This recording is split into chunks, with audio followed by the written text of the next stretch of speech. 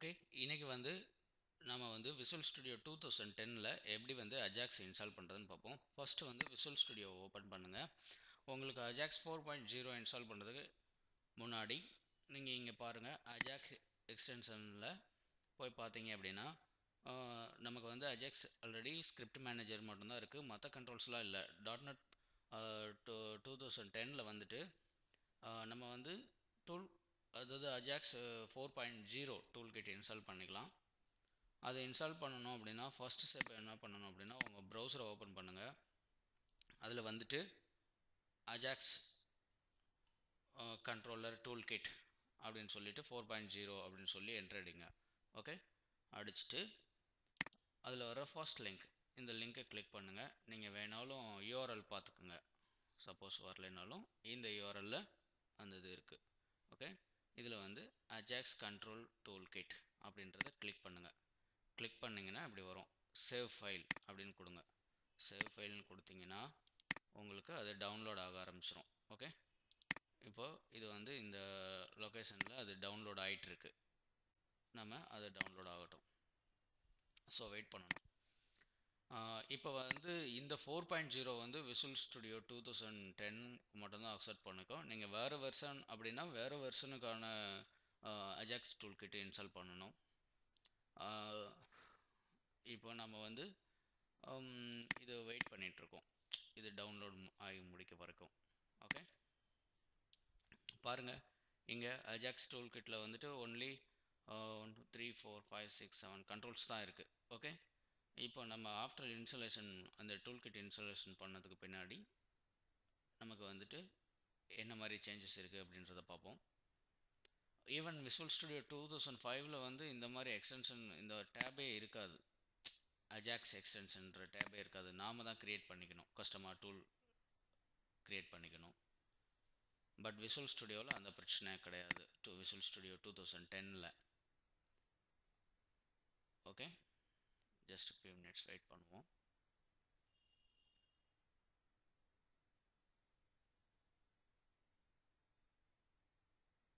முடிஞ்சிடட்டும்.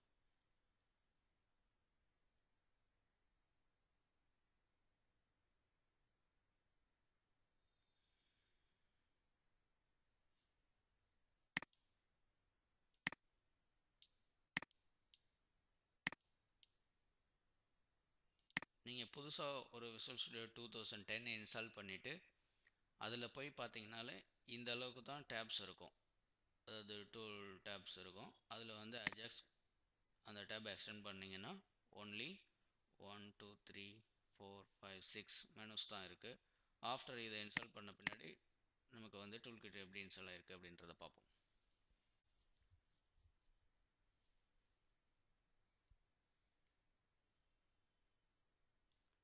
Okay, இப்போ நமக்கு கிட்டத்தட்ட இன்ஸ்டாலேஷன் டவுன்லோடிங் முடிய போகுது, முடிஞ்சிடுச்சு.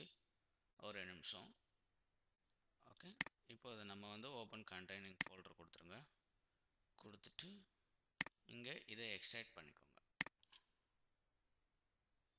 பண்ணிட்டீங்களா? ஸோ இதை வந்து எங்கே இருக்குது பாருங்கள், இந்த பார்த்து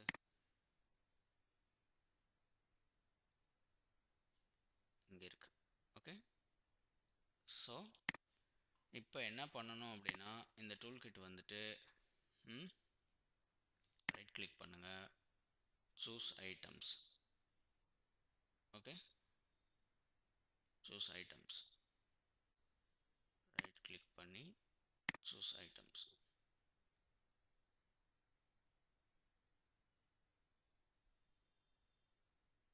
கொஞ்சம் டைம் எடுக்கும், இது வந்து வெயிட் பண்ணணும்.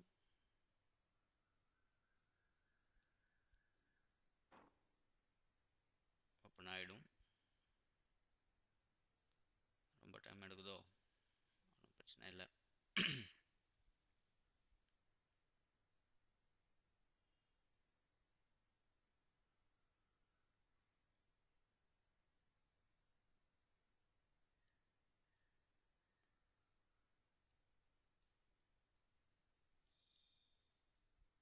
ஓகே, இப்போது இந்த டேபில் பாருங்கள், இதான் இருக்குது. ஓகே, இப்போது இதில் வந்து நீங்கள் ப்ரௌஸ் பட்டன் கிளிக் பண்ணணும். சரியா? நான் ப்ரௌஸ் பட்டனை கிளிக் பண்ணுறேன். பண்ணிவிட்டு நம்ம அந்த டவுன்லோட் பண்ணி எக்ஸ்ட்ராக்ட் பண்ணி வச்சோம் இல்லையா, அந்த லொக்கேஷனை தேடணும். இங்கே போயிட்டோம். இதை ஓப்பன் பண்ணுங்கள். பண்ணிவிட்டு Ajax controller toolkit dot DLL இந்த ஃபைல். ஓகே, இந்த ஃபைலை நம்ம ஓப்பன் அப்படின்னு கொடுத்துருங்க. கொடுத்துட்டிங்கனாலே பாருங்கள், இப்போது அஜாக்ஸ் இந்த ப்ளூ கலரில் தெரியுது இல்லையா, இதெல்லாம் இன்ஸ்டால் பண்ணது தான். இப்போ அஜாக்ஸ் கண்ட்ரோல் டூல் கிட்டாக வந்தது தான். சரியா? இந்த ப்ளூ கலரில் இருக்கு இல்லையா, இதெல்லாம் வந்து நமக்கு வந்து இப்போது அந்த டிஎல்எல் நம்ம ஆட் பண்ணதுனால வந்து இன்சர்ட் ஆன காம்பனண்ட்ஸ் தான். ஓகே, இப்போது ஓகே கொடுத்துருங்க. ஓகே கொடுக்குறதுக்கு முன்னாடி இங்கே கவனிங்க, ஒன்லி 6 கண்ட்ரோல்ஸ் தான் இருக்குது. இப்போ ஓகே கொடுத்த உடனே பாருங்கள். ஓகே, ஓகே கிளிக் பண்ணிவிடுங்க.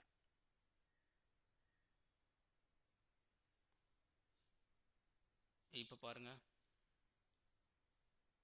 அஜாக்ஸ் எக்ஸ்டென்ஷனில் எவ்வளோ கண்ட்ரோல்ஸ் வந்திருக்கு அப்படின்னு. ஓகே, என்னெல்லாம் வந்திருக்கு, டைமர் வந்திருக்கு, அப்புறம் வந்துட்டு கோம்போ பாக்ஸ் வந்திருக்கு, drop down extender, colour picker extender, calendar, balloon pop extender, இந்த மாதிரி கண்ட்ரோல்ஸ் எல்லாம் நமக்கு தேவையான கண்ட்ரோல்ஸ் எல்லாம் அஜாக்ஸ் எக்ஸ்டென்ஷனில் வந்துச்சு. இன்னும் இதுக்கப்புறம் இதை நம்ம எடுத்து யூஸ் பண்ணிக்கலாம்.